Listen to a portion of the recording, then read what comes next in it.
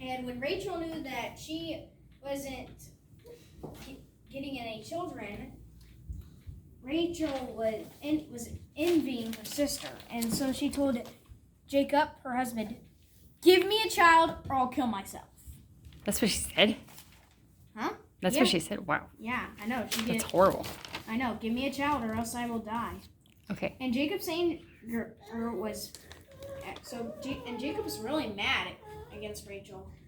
And he said, "Am I God? I can't keep you from bearing a child." And she said, "Here, marry my maid, and she will give you children, so that I can have children through her." And so so Jacob married her maid, and next. Boy, that's crazy. I know. Can you come show me real quick since Osmond's sitting on my lap? Come show me.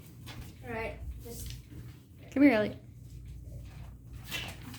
No, I already saw that. I need the next one. Keep telling us the story. You'll have to wait till the end of the story. All right. And then the maid had a son, and Rachel said, "God judged me and heard my voice, and he gave me a son, so I'm going to call him Dan." And that was the first son that they had. Dan. And then her maid conceived again and gave him a second son. Conceived, okay. Yeah, that's the way the Bible says. Well, she got pregnant. yeah. So she got pregnant and got another son, and Rachel called him Naphtali. And these are some of the 12 tribes, and these are all the 12 tribes of Israel. Ow. Your nose. Oswald, no. Anyway. Yes, ma'am. Yes, And ma'am. then, when Leah saw that she couldn't have any more children, she took her maid and gave her to Jacob to marry. And so Jacob married another maid, and so they got... Boy, that's just too many wives. I know, he committed adultery. Big time. I don't think that's the right term, but keep going. Yeah, 4 wives. Oof. I don't know how you keep track of all those children. Anyway.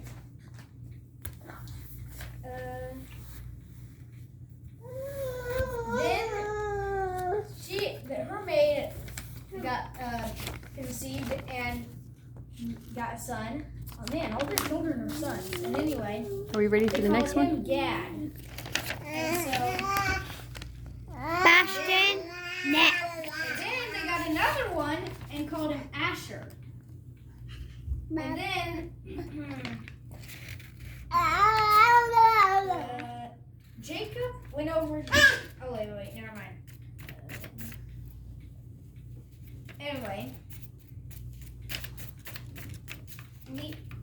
Leah conceived and gave Jacob a 5th son, and then she called him Issachar. And then Leah conceived again and bare Jacob a 6th son, and she called him Zelabun. Zelabun. That's what it looks like. Don't you remember Issachar? Zebulun. Zebulun. Yeah. Yeah. And then she got a daughter and called her Dinah. No. Like Dinah wants your blood, Dinah Right. wants to blow your heart. Okay. And then God remembered Rachel, and God said that, and then God let her have children. And so Jacob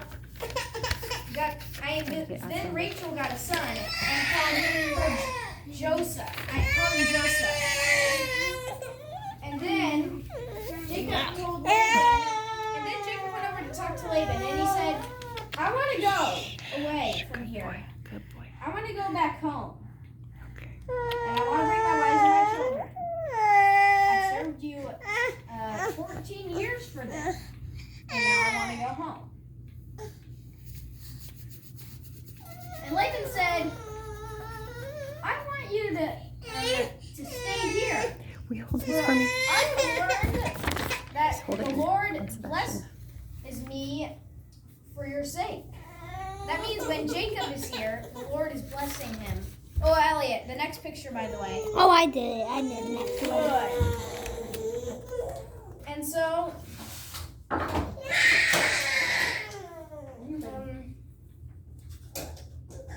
he said, "What do you want to be paid? I'll give it to you." And he said, "You know how I have served thee, and how your cattle is with me?" And he said unto him, "For I have little. I didn't have a lot before I came, and I now have a lot, because the Lord has blessed me since my coming. Now where can I provide for mine own for a house?" And he said, "What will I give you? And what do you want?" And Jacob said, "Don't give me anything if you will do this thing for me, and I will continue to work for you." So this is the thing he wanted him to do. He wanted Laban to give him all his speckled and spotted sheep, which were unclean and all. They didn't look speckled on the outside. And he wanted Laban to keep all the white and pure sheep. And Laban agreed right away without taking into consideration that the sheep that were all clean and didn't have any spots on them were very rare. So he'd barely have any sheep ever. Giselle, get out of the way. And so Laban accepted the deal and said, "Sure, you can have the sheep." And so Jacob was happy and had a bunch of sheep.